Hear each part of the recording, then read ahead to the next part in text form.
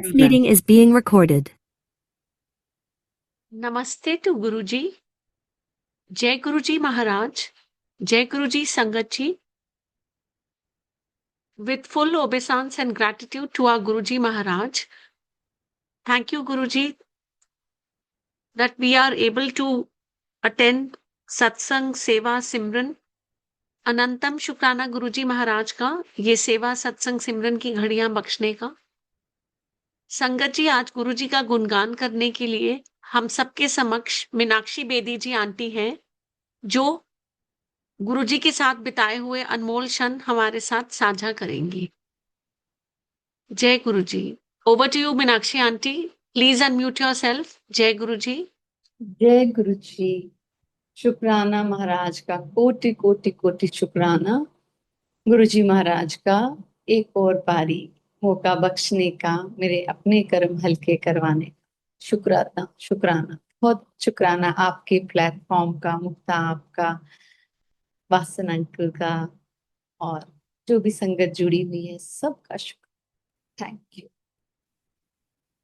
मैं अपना वही शुरू कर देती हूँ, अपनी जर्नी शुरू से। ये ऐसे सत्संग हैं कि मैं हर दिन भी शेयर करूं और महाराज का शुक्राना करूं कम है।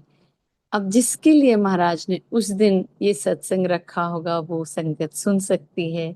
जिस संगत को लगे कि उनका आज कोई और सत्संग सुनने का दिन है तो वो भी ठीक है, क्योंकि हुक्म हुआ है। तो मैं अपना शुक्राना शुरू करती हूँ। महाराज जी आए थे चंडीगढ़ कुछ देर, उसमें से पहले पंचकुला रहे, फिर 33 सेक्टर आए। 36 सेक्टर में मेरे इन लॉज रहते थे। मेरी मदर इन लॉ को नीज की बहुत तकलीफ थी, बहुत प्रॉब्लम थी। किसी ने पापा को बोला, मेरे फादर इन लॉ को, कि 33 सेक्टर में कोई महापुरुष आए हैं जो बड़ी हीलिंग्स दे रहे हैं, लोगों के बड़े कल्याण कर रहे हैं, आप भी वहां जाइए। मेरे फादर लॉ को देहदारी गुरु के सामने झुकना और उनमें बिलीव करना बड़ा मुश्किल था, क्योंकि वो बड़े प्रॉपर प्रॉपर गुरसिख थे। तो गुरु ग्रंथ साहब को छोड़ के उनका कहीं और सिर झुकाने का मन नहीं मानता था। लेकिन फिर मरता क्या न करता, कुछ ऐसी महाराज की लीला हुई कि महाराज ने उनको बुला लिया। उनकी वाइफ की हेल्थ की मजबूरी हुई, कुछ हुई तो वो पहुंचे। लेकिन मम पापा के मन में काफी किंतु परंतु रहता था, इसलिए गुरुजी छेड़ के पापा को किंतु परंतु अंकल भी बोलते थे। और एक आध बार इनको छोड़ा छेड़ा भी, कुछ किंतु परंतु कम हुआ। फिर ऐसे में ही दूसरी तीसरी बैठक में जब मम्मा वहाँ आए थे, मम्मा को नीज में बहुत सीवियर आर्थराइटिस था, वो आलती पालती नहीं मार सकते थे। तो सडनली उन्होंने रियलाइज किया, वो कंफर्टेबली बैठी हैं और उन्होंने अपने घुटने घुटने कंफर्टेबली मोड़ के आलती पालती मार ली है। तो वो रोने लगे, एकदम भावुक हो गए और पापा की तरफ देखने लगे कि ये क्या हो गया, मतलब मेरे घुटने कैसे खुल गए।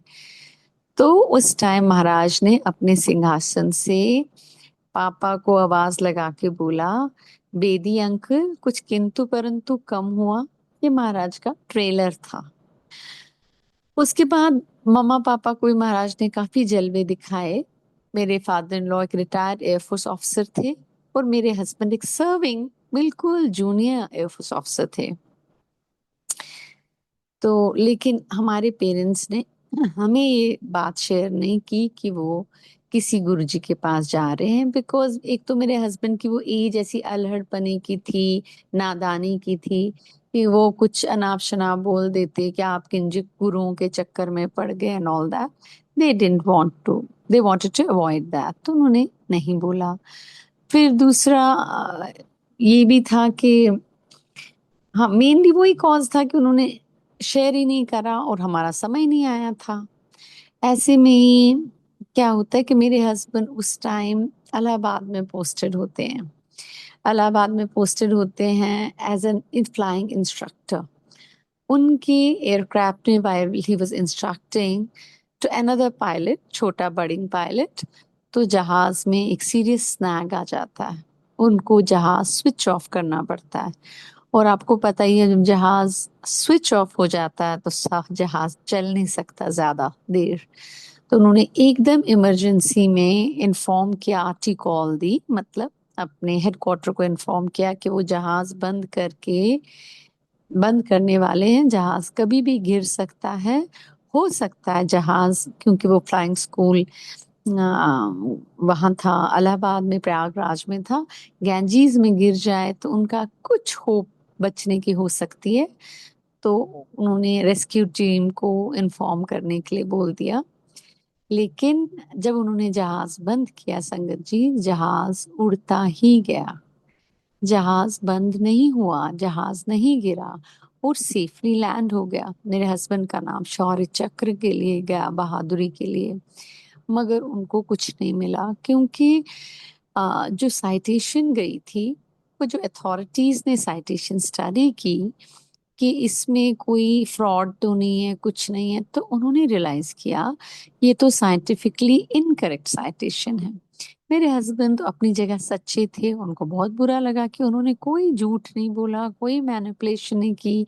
को पायलट उनका विटनेस है, और जो उनकी बाकी वहाँ जो लोकल ऑफिसर्स थे, उनके सीनियर थे, वो उनके विटनेस थे कि ये लड़का मैनिपुलेट नहीं कर रहा, इसके साथ ये हुआ है और इसीलिए उसे साइट किया गया है। क्योंकि तब तक वो सारा श्रेय हम ह्यूमन बींग्स है ना, मेरे हस्बैंड की एक्सपर्ट फ्लाइंग को मिल रहा था। और मेरे हस्बैंड भी खुद को श्रेय दे रहे थे कि उन्होंने क्या जबरदस्त फ्लाइंग की है कि बंद जहाज लैंड करा दिया है एंड ऑल दैट। उनको संगत जी कुछ भी नहीं, कोई अवार्ड कुछ नहीं मिला, उनको बड़ा बुरा लगा। ये मैं आपको लेटर पार्ट बता रही हूँ, ये तो पहले साइटेशन गई, फिर महीनों में उसका रिस्पॉन्स आया, ये तो मैं बाद की बात बता रही हूँ। मेरे हस्बैंड ने एयरफोर्स अपनी मदर के ना कहने पे भी जबरदस्ती ज्वाइन की है, क्योंकि उनके फादर एक फाइटर पायलट थे, तो उनको बहुत चाव था पायलट बनने का। मदर नहीं चाहती थी कि हैजर्डस, उस जमाने में she was a nervous lady, बहुत मांग मांग के उन्होंने ये बेटा मांगा था भगवान से। She didn't want to put him into flying, but जबरदस्ती मेरे हस्बैंड ने फ्लाइंग ज्वाइन की थी। ऐसी कोई स्ट्रेस की बातें यूजुअली वो कभी भी अपने पेरेंट्स के साथ ज्वाइन नहीं, शेयर नहीं करते थे। तब की एयरफोर्स बड़ी अलग होती थी, तब की फौज ही अलग होती थी कि इतना मीडिया, इतना सब कुछ, कि हर चीज की रीलें, व्हाट्सएप, ये सब नहीं बनता था। फौज की बातें बहुत पर्दे में बड़े डिस्क्रिशन से चलती थी। कोई किसी के साथ बातें, इवन अपने स्पाउस को भी बातें नहीं कही जाती थी।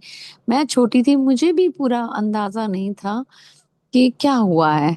और अगर अवार्ड के लिए मेरे हस्बैंड का नाम गया है, उनकी बर्थडे पार्टी हुई है, जब भी ऐसे कोई पायलट बच जाता था तो that was to be tradition, उनका एक नया जन्म कहलाता था, तो एक नई बर्थडे पार्टी होती थी। तो वो मेरे को तो इतना समझ ही नहीं आ रहा था, मैं खुद भी छोटी थी, ये सब क्या हुआ है। इन लॉज को बोलने का तो सवाल ही नहीं था। बट जब ये इंसिडेंट हुआ है, कुछ दिन बाद मेरे फादर इन लॉ का फोन मेरे हस्बैंड को आता है, और वो पूछते हैं सरताज की होया सी, पंजाबी में। तो ताज मेरे हस्बैंड चौंक जाते हैं कि इनको कैसे पता, वो चोर की दाढ़ी पे तिनका, उन्हें लगता है ये एक्स एयरफोर्स हैं, क्या पता कहीं से इंफॉर्मेशन लीक हुई है। लेकिन उनको गुस्सा आया कि मेरे बूढ़े माँ बाप को किसने बोला।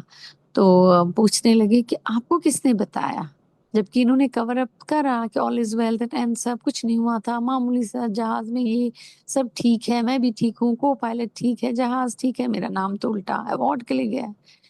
बट उनको एक क्यूरियोसिटी रही कि मेरे पेरेंट्स को किसने बता दी ये बात।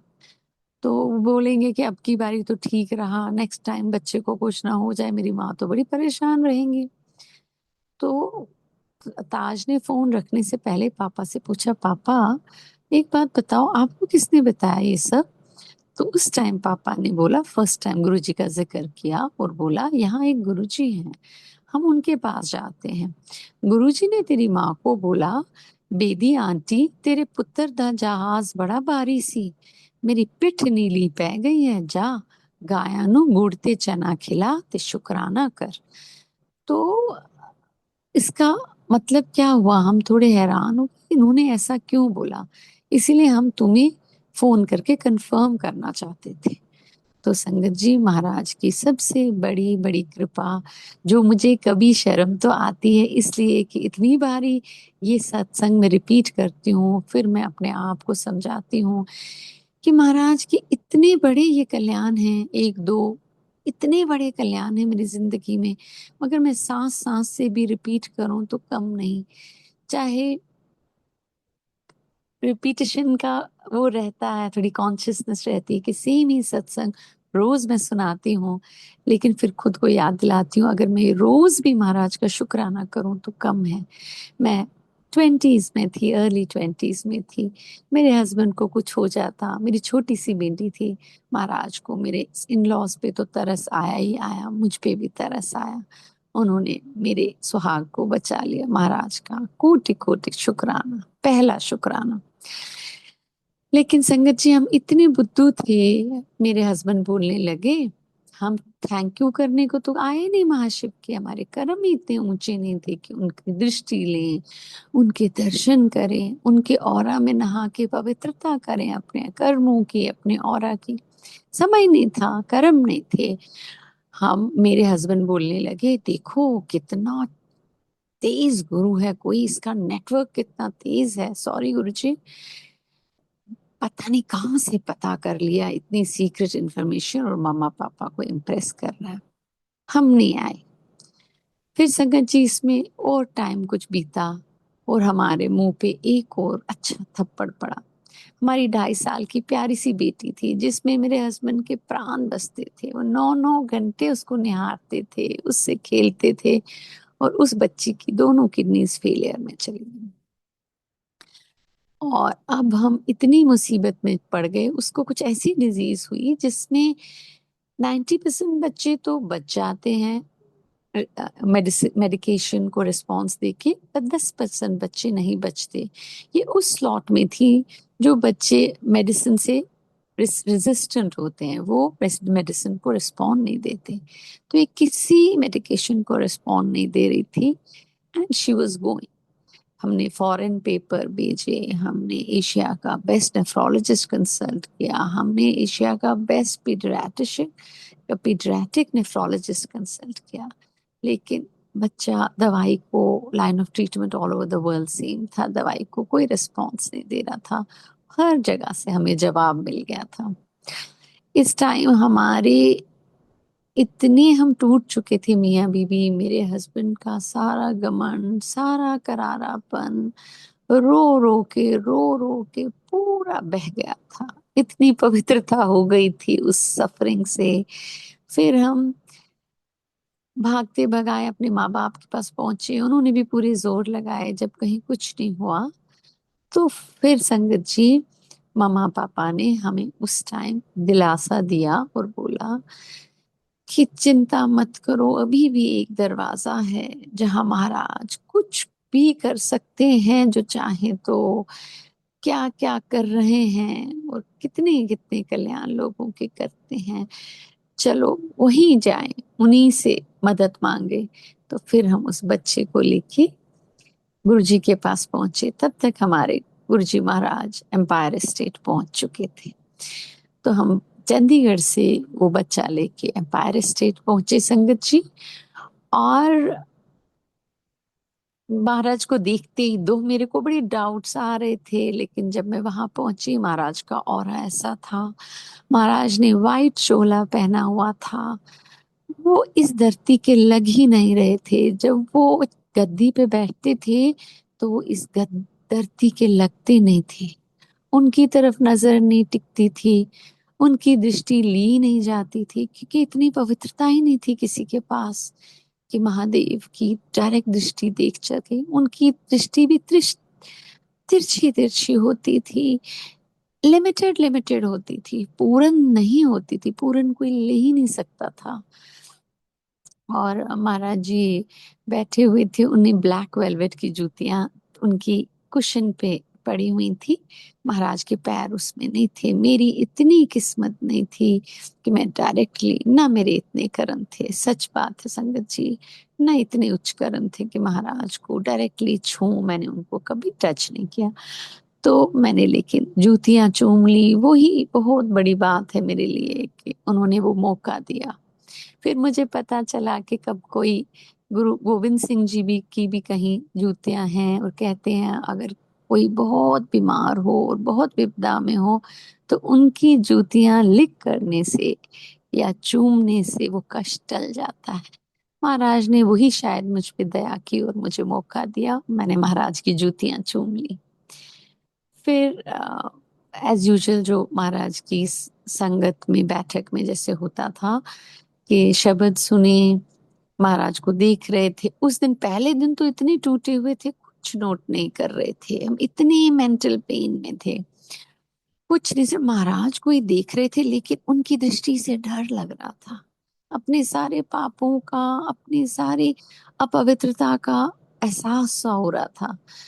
इतनी हिम्मत नहीं पड़ रही थी कि उनको टकटकी लगा के देखें, और लेकिन आजू बाजू भी कुछ नहीं देख रहे थे। लंगर खाया, लंगर में बहुत मिर्ची थी, बहुत, और पानी होता नहीं था लंगर में, तो खाया।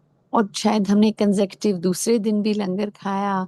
मम्मा पापा ने गुरुजी को अपनी व्यथा सुनाई, अपनी प्रॉब्लम सुनाई कि हम क्यों आए हैं।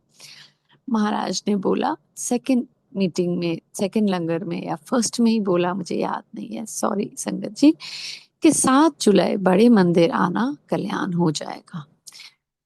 संगत जी, ये महाराज की अपार दया थी। महाराज हमारा मूर्खपन और हमारे नीच कर्म देख चुके थे। महाराज को समझ आ गया था अगर मैं इनको बोल दूंगी तुम्हारी ये बेटी मैंने पहले लंगर में ही ठीक कर दी है, ये दोबारा आएंगे भी नहीं। तो महाराज को ये भी दिख गया था कि इनके पीछे इतने पाप लगे हुए हैं कि एक दवाई की डोज से इनका क्या बनेगा, इनका थोड़ा तो कुछ ट्रीटमेंट करना ही पड़ेगा। तो महाराज ने बहाना करके हमें 7 जुलाई बुलाया, जबकि हम वापस चंडीगढ़ गाड़ी में गए। जो मेरी बेटी मिल्की यूरिन कर रही थी, जिसकी भगवान हमारी सारी संगत सुख किडनी डिसऑर्डर से बेखबर रखे, उनको ऐसा कोई एक्सपीरियंस कभी ना लेना पड़े।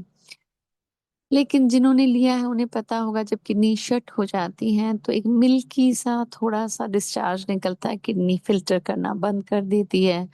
और हमारी बेटी वैसे ही हूँ हाँ मैं बात करती थी, बात भी कुछ नहीं, बोलती ही नहीं थी, बहुत मोनोसिलेबल्स में बात करती थी, 2.5 साल की थी। हम बड़े वरिड थे। जब हम वापस चंडीगढ़ को गए इस आस से कि 7 जुलाई को लौटेंगे अपना पक्का काम कराने, महाराज के पहले दूसरी लंगर में ही हमारी बेटी ठीक हो गई थी। मतलब जब हम वापस जा रहे थे उसका यूरिन ऐसे हो गया था जैसे डिस्टिल्ड वाटर, और वो कंप्लीट अंग्रेजी के सेंटेंस बोलने लगे।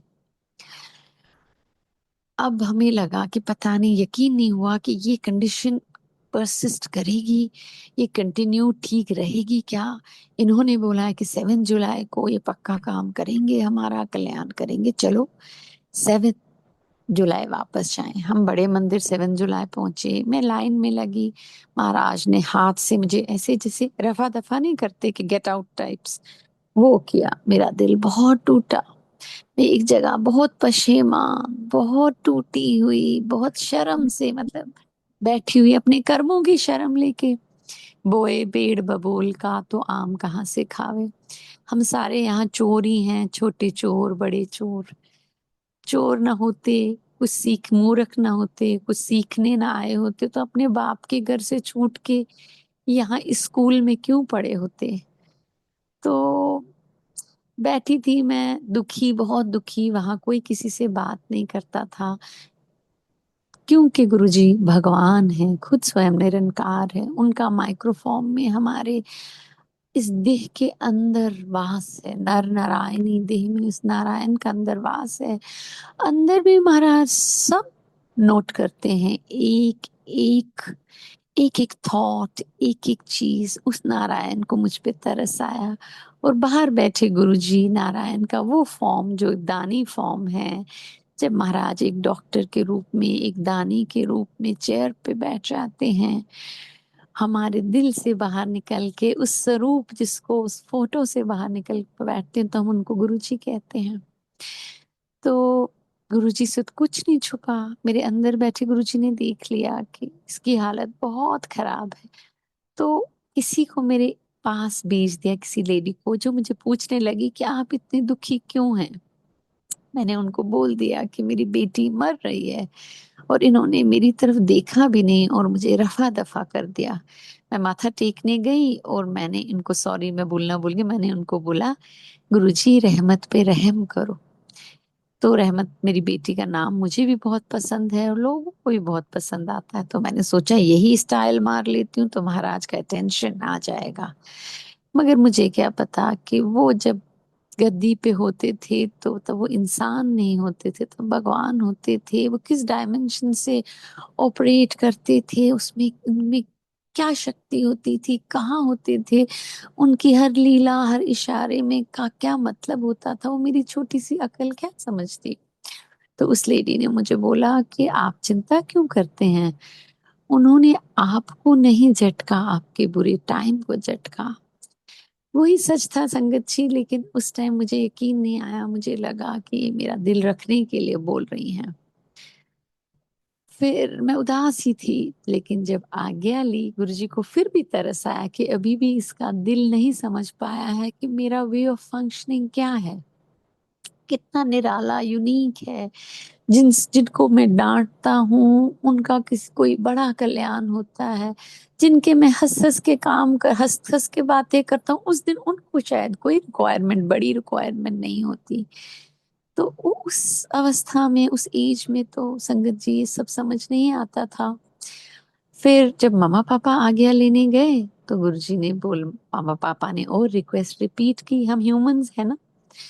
तो गुरुजी बड़ी उम्मीद लेके आए हैं, कुछ करो। तो गुरुजी ने पापा को बोला बेदी अंकल ऐ भी कोई कहने गल है, हो गया कल्याण। महाराज आज भी कल्याण करे ही जा रहे हैं, करे ही जा रहे हैं। ये अलग बात है कि हम ह्यूमंस हैं, कर्म भी बरसते रहते हैं, महाराज भी रियायतें दिए जा रहे हैं, हाथ पर हैंड होल्डिंग कर करके भवसागर में से निकाले जा रहे हैं। बट वो 10% भी जो रह जाते हैं संगत जी, वो भी हमसे झेले नहीं जाते। मेरी बेटी अब 28 की है, मैरिड है, एमबीए है, इंजीनियर है। भगवान की बहुत दया है, दया बनी रहे, उनका तरस बना रहे, तरस बना रहे। तो बहुत बहुत महाराज का ये शुक्राना, ये दो बड़े कल्याण महाराज ने अपने मुंह से बोल के किए हैं, तो ये मेरे पे अनिवार्य है कि मैं ये उनका गुणगान करूं। चाहे रोज रिपीट करती हूँ मैं ये, तो संगत जी उसके लिए मैं माफी चाहती हूँ, मगर मैं ये रिपीट करे बिना सत्संग में आगे बढ़ नहीं सकती। ये ऐसे कल्याण नहीं हैं जो भूले जाएं। फिर संगत जी ऐसे ही हम कभी कभी महाराज के पास आ पाते थे दिल्ली, क्योंकि हमारे पास ना इतना किराया था, तब फौज में इतनी तनख्वाहें नहीं होती थी। जब जब हमारी पोस्टिंग होती थी हम दिल्ली में से गुजरते हुए महाराज के दर्शन करके आशीर्वाद लेके चले जाते थे। दो मुझे बड़ी चाट पड़ गई थी कि महाराज के लड्डुओं से अवस्था ठीक हो रही थी, जो महाराज ने कहा था। हमें फाइनेंशियल प्रॉब्लम्स थी, हम हस्बैंड वाइफ आपस में लड़ झगड़ रहे थे, हमारी टीदिंग प्रॉब्लम्स भी थी, और भी बहुत घर वालों के साथ भी वो भी बड़े खुश नहीं थे हमसे, बिकॉज माय हस्बैंड वो was not handling his finances properly. बहुत कर्म लगे हुए थे। महाराज को तरस आया, हर लंगर में हर दर्शन में महाराज ने जिंदगी जीने लायक कर ली, जीने जिसके हम लायक भी नहीं है उतनी दया कर ली और कर ही जा रहे हैं। हमारे अपने कर्म संगत जी कभी कभी बड़े बारी बारी कर्म पड़ते हैं। हम नहीं कहते कि बिल्कुल ये मूवी जो है लाइफ, जिसको गुरुजी कहते थे टाइम पास है, ये मूवी कभी ट्रेजेडी कभी कॉमेडी कभी हॉरर हमेशा एक जैसी नहीं चलती। लेकिन उनकी जो टॉर्च लाइट है, उनका जो हाथ है, हर फेज ऑफ दिस मूवी में से लीड करते करते, सहारा देते देते, I am there, I am holding your hand, हमें भवसागर में से चला रहा है। अगर गुरुजी नहीं होते, आई डोंट नो कि हम ये अपने 10% कर्म भी कैसे झेलते। तो ये मुझे पता चल गया था संगत जी कि गुरुजी के लड्डू, गुरुजी के दर्शन जिंदगी को बदल देते हैं। हर टाइम महाराज ने कल्याण ऐसे करे, फाइनेंशियल हालत ठीक कर दी, मेरे और ताज की अंडरस्टैंडिंग ठीक कर दी, बेटी ठीक कर दी, जीवन थोड़ा पटरी पे चढ़ाया। ऐसे ही एक बारी हम और शुक्राना करने महाराज का आए। उस दिन संगत का दिन नहीं था संगत जी, तो मैंने एक लड्डू का डब्बा लिया, सबसे सस्ता लड्डू का डब्बा ही होता था। महाराज की बहुत बहुत मेहरबानी की, तब भी सेवादार ने वो डब्बा एक्सेप्ट कर लिया। बट उन्होंने बोला कि आज बैठक नहीं है, आप कल आइए। संगत जी मेरा दिल बड़ा टूटा। मैंने बोला हाय, इतनी दूर से हम आते थे, छतरपुर पहुंचना आसान नहीं, हमारे पास गाड़ी नहीं होती थी, किस तरीके से महाराज हमें बुला लेते थे। केवल उधर जाने से भी, सिर्फ उनके दरवाजे तक जाके संगत जी आज समझ आता है। केवल उस दरवाजे तक महाराज कहते थे ना कि जो शिवलिंग के आगे से भी चलेगा उसका कल्याण होगा। वो तो स्वयं महादेव अंदर होते थे कभी, लेकिन साधना में होते थे, या कुछ उनका हुक्म था कि फिर डेज लिमिटेड हो गए थे। संगत जी वहां दरवाजे पे पहुंच के भी महाराज ने पता नहीं कितनी दया दिखाई, जो मैं आपको बाद में अभी लेटर पार्ट में बताऊंगी। लेकिन जब हम बड़ा दिल टूटे वापस गए तो मेरा बड़ा था कि कुछ करें महाराज कि हम रुक जाएं। हम एयरपोर्ट पहुंचे संगत जी, एयरलाइंस वालों ने हमें बोला कि देखिए जी आज तो फ्लाइट नहीं जाएगी, आप 2 दिन होटल में रहिए, हम आपका एक्सपेंस भी देंगे, सब कुछ देंगे, आप 2 दिन बाद जाइए। मैं तो खिल गई। मेरे को समझ आ गया कि मेरे महाराज की लीला है, उनकी दया है। उन्होंने देख लिया कि मैं तड़प रही हूँ कि मुझे गुरु जी का दर्शन करना है। लेकिन मेरे हस्बैंड को ना थोड़ी ट्रैवल एंजाइटी थी, मैन ऑफ द हाउस, छोटे थे, इतना लगेज, 2 बच्चे लेके उनकी समझ में नहीं आया। मैं नई नई शादी, उतना टाइम भी नहीं हुआ था, इतनी आर्ग्यूमेंट करने की हिम्मत भी नहीं होती थी। अब तो हम डरा देते हैं, गुरुजी ने इतना शेर बना दिया है अपनी बेटियों को, तब तो नहीं होता था। तो मैंने अपने हस्बैंड को बोला, ताज को मैंने बोला ये गुरुजी ने कैंसिल कराया है, तुम्हें क्यों नहीं समझ आ रहा। और हमारी ज्वाइनिंग में 5 दिन थे, हमारे पास 2 दिन इजीली थे। मैंने बोला कि तुम रुक जाओ, महाराज का हुक्म हुआ है, ऐसे कौन होटल के कमरे देता है, और कैसे फ्लाइट कैंसिल तो कभी नहीं होती, हमें रुक जाना चाहिए। संगत जी कई बारी काल का और अपने कर्मों का ग्रिप इतनी स्ट्रांग होती है कि गुरु की फेंकी हुई रस्सी पकड़ना भी मुश्किल हो जाता है। मेरे हस्बैंड जिद में अड़ गए, उन्होंने बिल्कुल नहीं माना। बोले नहीं नहीं, अब मैं बच्चे लेके होटल वापस दिल्ली इतनी गर्मी में कैसे जाऊं, अब तो हम निकले हैं घर से। वो एयरलाइंस वालों को तरले काटने पड़े, किसी और जहाज में भेज दो, वो कर दो, हम वापस नहीं जाएंगे होटल में। मुझे समझ आ रहा था कि ये महाराज कर रहे हैं, इनकी बुद्धि को क्या हो गया, क्यों नहीं मान रहे।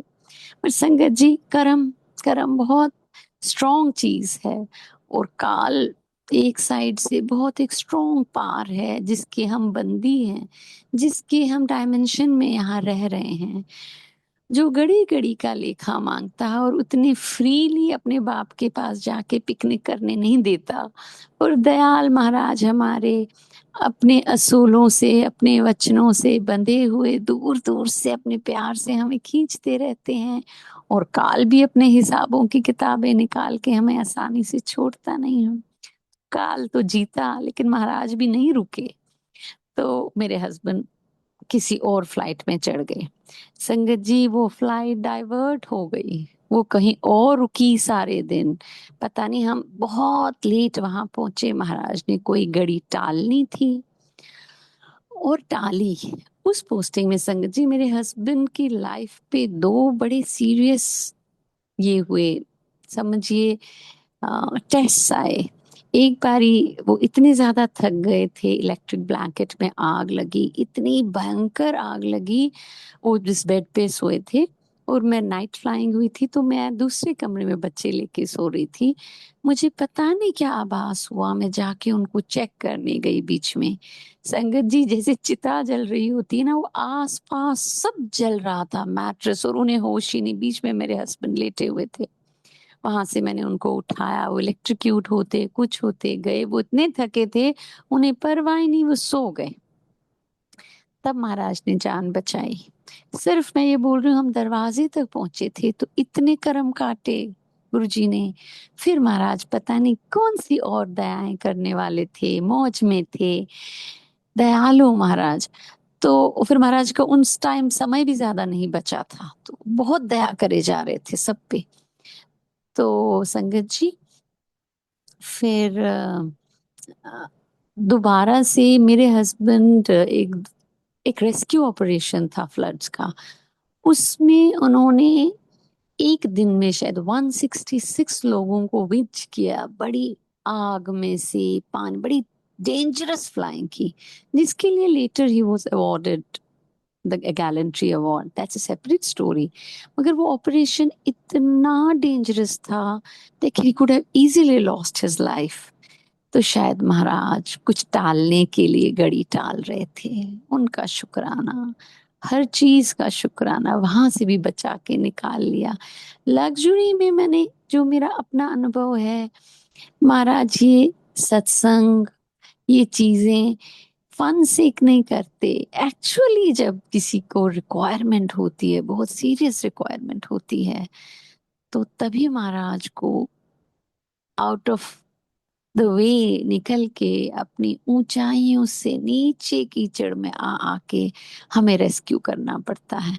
मुझे कई बारी जलन होती थी लोगों के सत्संग सुन के कि दूसरों के लिए इतना प्यार, दूसरों के बच्चे जेलस होते हैं ना, कंपैरिजन। मैं कहती हूँ अच्छी नहीं हूँ, मुझे आपकी खुशबू नहीं इतनी आई, उनको इतनी ज्यादा आई, मैं बुरी हूँ क्या, आप मुझे प्यार नहीं करते, इतने दिन से मेरे को आपने कोई दर्शन नहीं दिए। मुझे अब समझ आता है कि वो लग्जरी के लिए दर्शन देने नहीं आते कभी भी।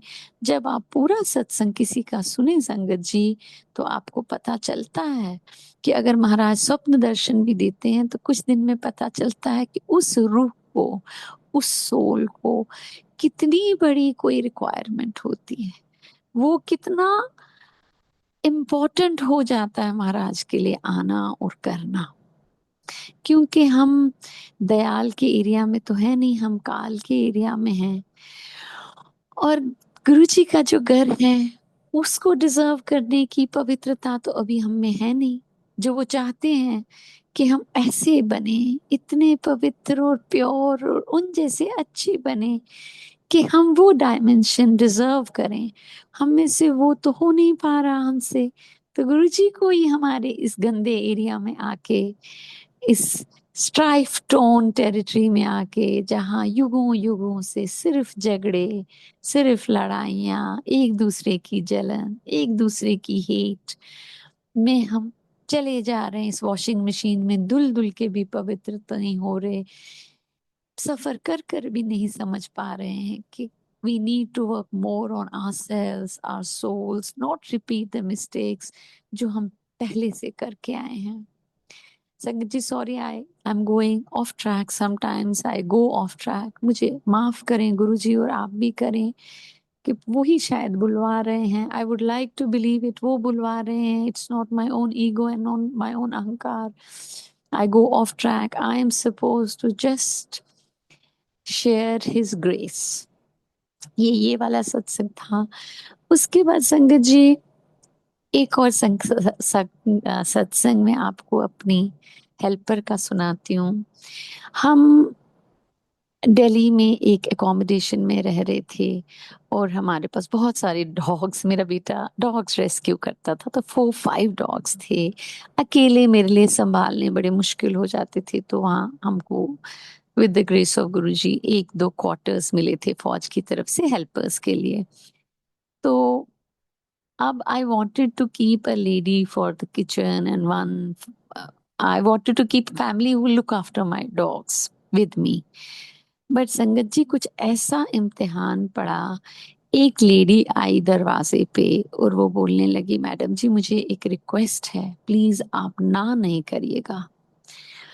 अब महाराज, महाराज मौके देते हैं, टेस्ट तो कभी नहीं देते टू माय माइंड। हमें अगर वो टेस्ट दे दें तो हम तो फेल फेल के फेल ही हो जाएंगे।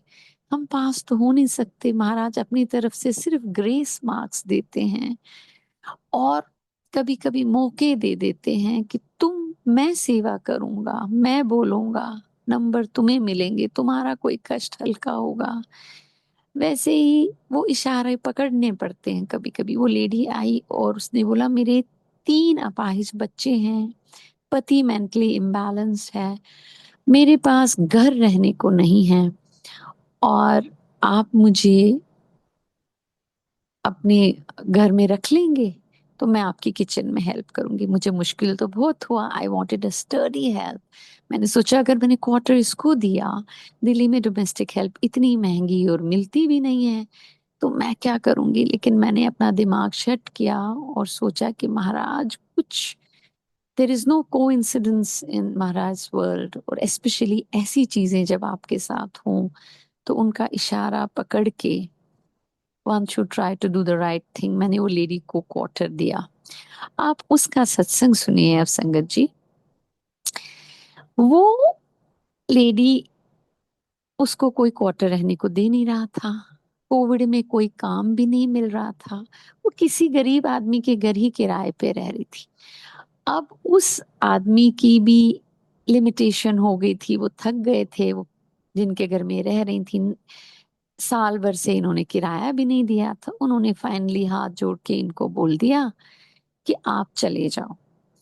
ये बेचारी एक कूड़ेदान पे सोच रही थी कुछ चद्दर वद्दर बिछा के अपने बच्चों को रखने का, क्योंकि दिल्ली में तुम कहीं भी अपना डेरा भी नहीं डाल सकते। वो बेचारी कहीं होमलेस जगह ढूंढने गई थी, अराउंड सम रिसेप्टिकल कोई जगह थी। तो इस बेचारी ने सोचा कि वहीं अब गद्दा डाल के कोई पॉलिथीन लगा के ये अपने अपाहिज बच्चे रख लूंगी। लेकिन संगत जी, जिस दिन उसे ये स्टेप उठाना था उस दिन उसकी माँ आई और उसकी माँ ने बोला बेटा, कहीं मुझे काम मिला है, किसी घर में कोई पूजा कुछ है, काम मिला है, 1500 मिलेंगे, 750 750 कर लेंगे, चल तू मेरे साथ चल। इसका वो पागल पति तो वो डिप्रेशन में था, आई डोंट ब्लेम हिम, वो मेंटली इम्बैलेंस था, वो इसको अलाउ ही नहीं कर रहा था।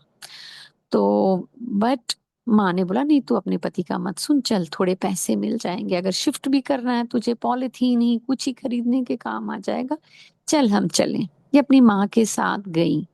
जिस घर में ये गई उस घर में संगत जी महाराज का सत्संग हो रहा था, सत्संग होने वाला था या चालू था। इनको उस सत्संग में किचन में हेल्प करनी थी। इन्होंने सोचा कोई बाबा आएंगे, देखा बाबा तो आया नहीं, और ये लेडी भगवान से बहुत नाराज थी। नेचुरली इनको मसल मसल एट्रोफी करके एक डिजीज होती है, इसके 3 बेटों को वो डिजीज थी, चौथे को भी डायग्नोज थी, बट अभी वो बेचारा गिरा नहीं था। इस डिप्रेशन से इसके हस्बैंड भी मेंटली इम्बैलेंस से हो गए थे। इंडिया में लड़के तो बहुत बड़ी प्रॉपर्टी माने जाते हैं। उस बेचारी के 4 लड़के और 4 के 4 खोटे निकले। कोई बहुत पुराना हिसाब, बड़ा हिसाब, वो गुरुजी, और वो केवल गुरुजी जाने कि उस पे कौन सा इतना बड़ा वो कर्म पड़ गया था। तो as a result she was very angry with God. किसी साधु संत, उसने सब कुछ ट्राई कर लिया था, किसी में बिलीव नहीं करती थी। वो वहां गई, उसने सेवा की संगत जी, और क्या हुआ कि उसने वहां, उसको प्रसाद मिला, उसने वो प्रसाद भी पूरा नहीं खाया, सिर्फ गुलाब जामुन लाई अपने बच्चों के लिए, आधी आधी रोटी खा ली। कर्म इतने भारी थे कि वो दवाई भी उसके अंदर नहीं गई, आधी आधी रोटी, और वो मीठा प्रसाद लालच से थोड़ा प्रसाद जान के नहीं, गुलाब जामुन समझ के अपने बच्चों के लिए लाई। संगत जी, it's only after that that somebody called her and told her कि एक फैमिली इधर आई है, उनका बेटा बड़ा सॉफ्ट हार्टेड है, वो कुत्ते रेस्क्यू करता है, अगर उनको जानवरों के लिए इतनी दया है तो हो सकता है तुम तो इंसान हो, तुम ट्राई करो। महाराज की लीला देखिए। फिर वो हमारे घर आई और महाराज ने मेरे मुंह पे ताले डाल दिए, मैंने उसे वो घर दिया। संगत जी, आस्ते आस्ते महाराज ने, उसने, हाँ मैं मेन बात आपको भूल गई बताना, प्रसाद तो उसने खाया, उन्होंने जाते हुए उसे महाराज जी का ब्रेसलेट दे दिया, उसमें महाराज का छोटा सा स्वरूप उसके घर पहुंच गया। And the rescue started. महाराज का स्वरूप स्वयं महाराज हैं। वो छोटा सा ब्रेसलेट जो उसके पास पहुंच गया था, उसने रियलाइज नहीं किया कि वो रेस्क्यू स्टार्ट हो गया है। उसने मुझे फोन किया, मेरे पास पहुंची। 5-7 दिन ऑफ शिफ्टिंग में ही महाराज का जन्मदिन था। उस दिन हमारी कहीं ऑफिशियल कमिटमेंट लग गई थी, मेरे मेरे हस्बैंड की। मैंने मेरे बेटे को बोला था महाराज के लिए कड़ा प्रसाद बना के भोग चढ़ा देना। महाराज की फोटोग्राफ आसन पे रखी हमने उनकी। इस लेडी ने आके फिर ये सारी कहानी हमें सुनाई। अरे ये तो आते ही नहीं है, ये तो चले गए हैं, इन्हीं के घर तो मैं गई थी, फिर मुझे 700 मिले थे। हाँ हाँ, मैं आपको वो ब्रेसलेट दूंगी। मैं नहीं पहनती, मैं किसी भगवान भगवान में बिलीव नहीं करती। आप करते हो, मैं आपको दे दूंगी। इनका ब्रेसलेट है, मैंने वो फेंक रखा है जी। उसने उससे वो फोटो भी अलग करके कहीं फेंक दी थी। वो ब्रेसलेट यूज कर रही थी, बट वो उस ब्रेसलेट में गुरुजी की फोटो घर में उसने कहीं फेंक रखी थी। वो आई, पहले मुझे बुरा लगा कि इसने गुरुजी को ऐसे बेअदबी से फेंक रखा है, लेकिन फिर मुझे तरस भी आया। She came with that brace, वो लॉकेट टू प्लीज मी, आप यूज कर लीजिए, मैं तो नहीं करूंगी।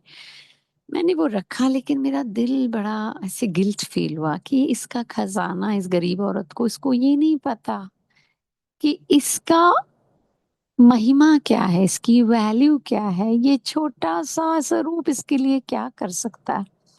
तो मैंने बोला हाँ लीला, देखिए the irony, her name is Leela. तो गुरुजी की वो भी एक लीला है निरंकार की इस धरती पे। तो बोल, और वो 24 घंटे बोलती थी महाराज, मैं तो भगवान को कहती हूँ मुझे दोबारा नहीं आना इस धरती पे, चाहे मुझे अपने पैर का पत्थर बना दे, मुझे दोबारा नहीं आना।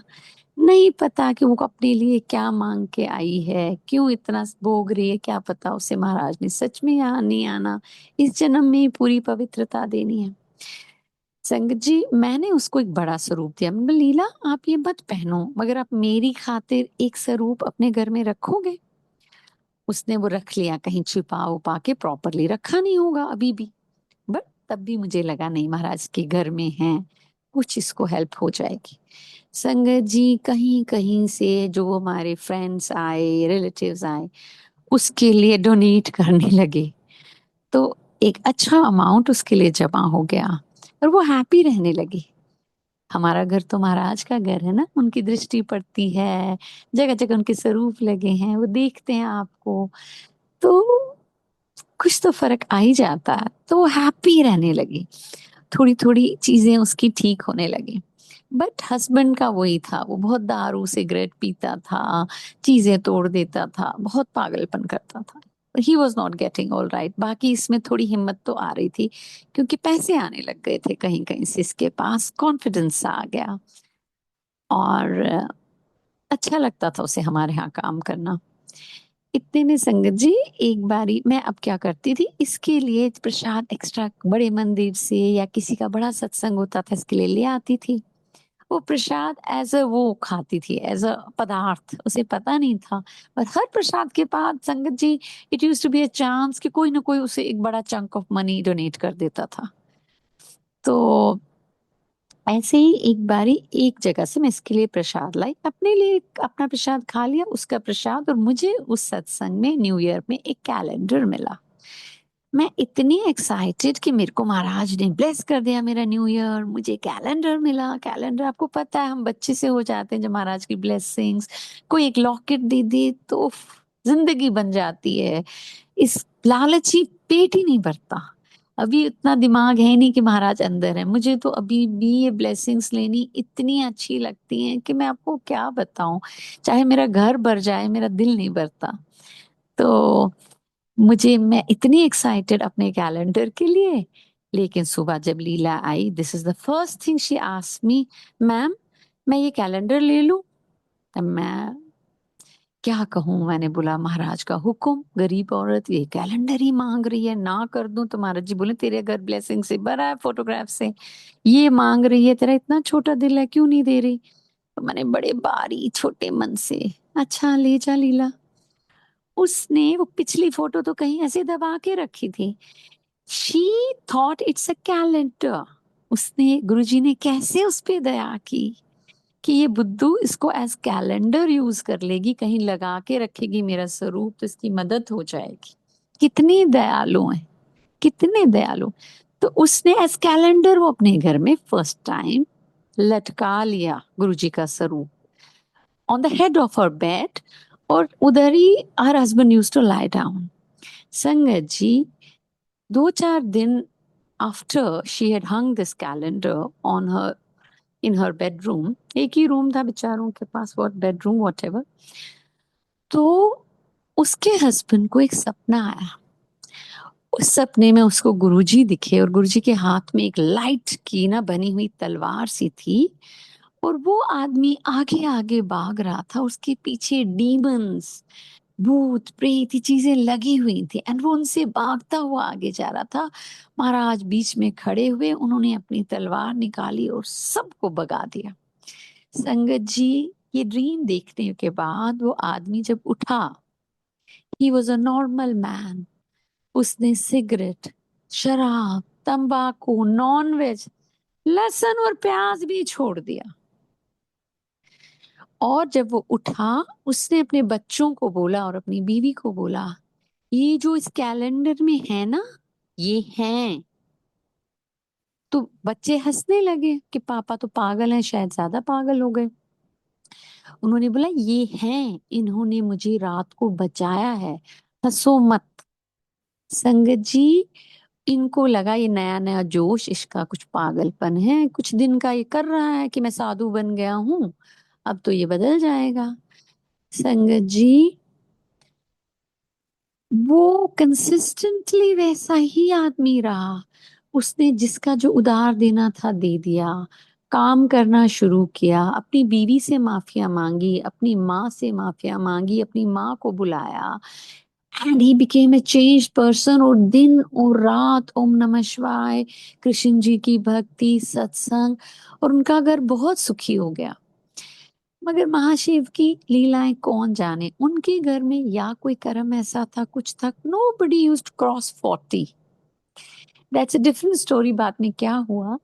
बट महाराज ने उस आदमी को बदल दिया। और उसने अपनी बीवी, उसकी बीवी ने मुझे नहीं बोला, किसी को सत्संग नहीं बोला, उसे यकीन ही नहीं आया। उसे लगा ये थोड़ी चेंज होगा, थोड़ी दिन बाद ही will go back to his old ways, ये इसका कोई नया ड्रामा है।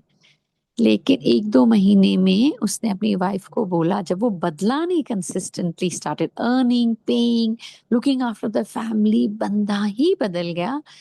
तो उसने अपनी वाइफ को बोला, लीला तू सबको बोल दे, महेंद्र भगवान जहां भी वो है, भगवान उन पे दया करे गुरु जी, अ, महेंद्र बदल गया, मैं बदल गया हूं, मैं वापस नहीं जाऊंगा।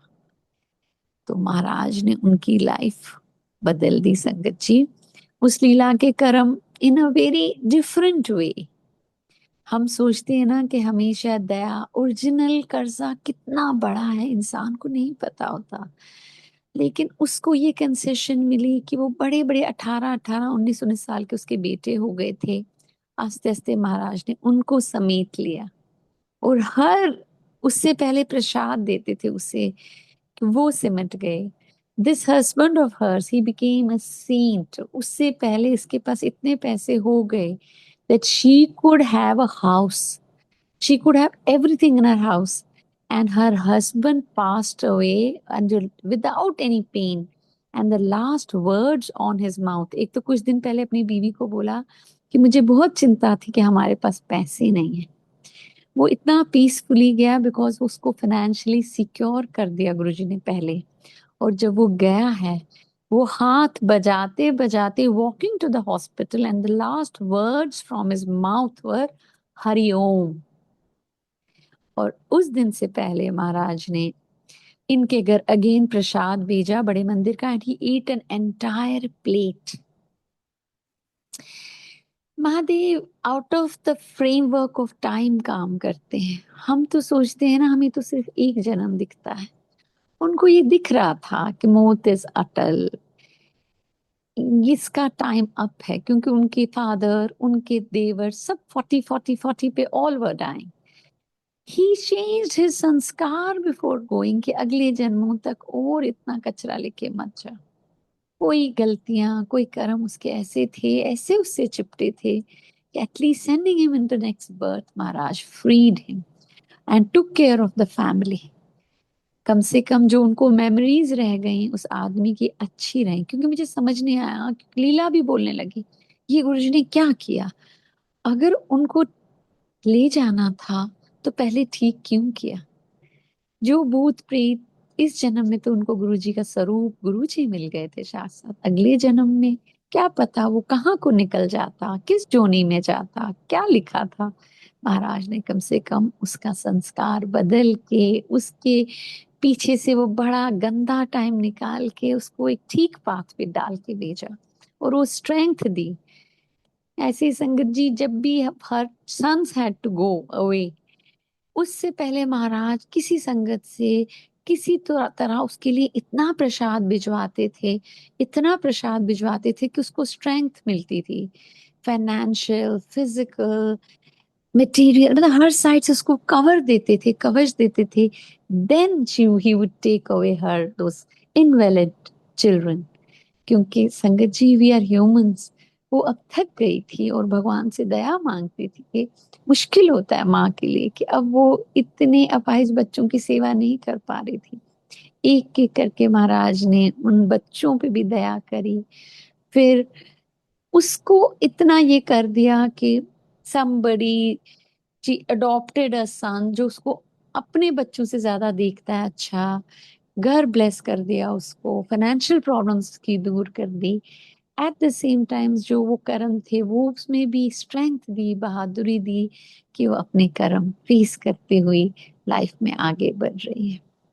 संगत जी, आई थिंक आज का कोटा सत्संगों का, आज मैंने मन बनाया था कि एक दो संगत सत्संग चेंज करके मैं कुछ आपको कोई नए सत्संग भी सुनाऊं। तो संगत जी, आई थिंक आज का कोटा हो गया। अब महाराज जब और आज्ञा करेंगे मैं और आऊंगी, यही अपने शुक्राने सुनाऊंगी।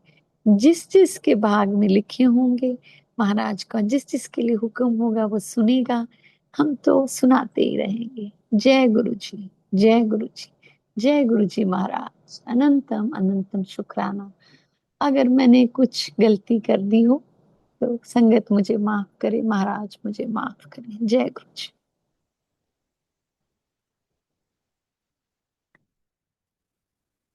मुक्ता, I think I am done for the day.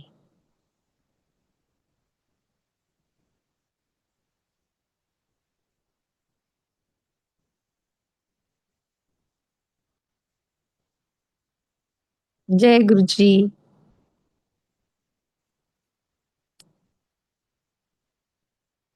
जय गुरु जी मुक्ता। जय गुरु जी आंटी। जय गुरु। जय गुरु। One second.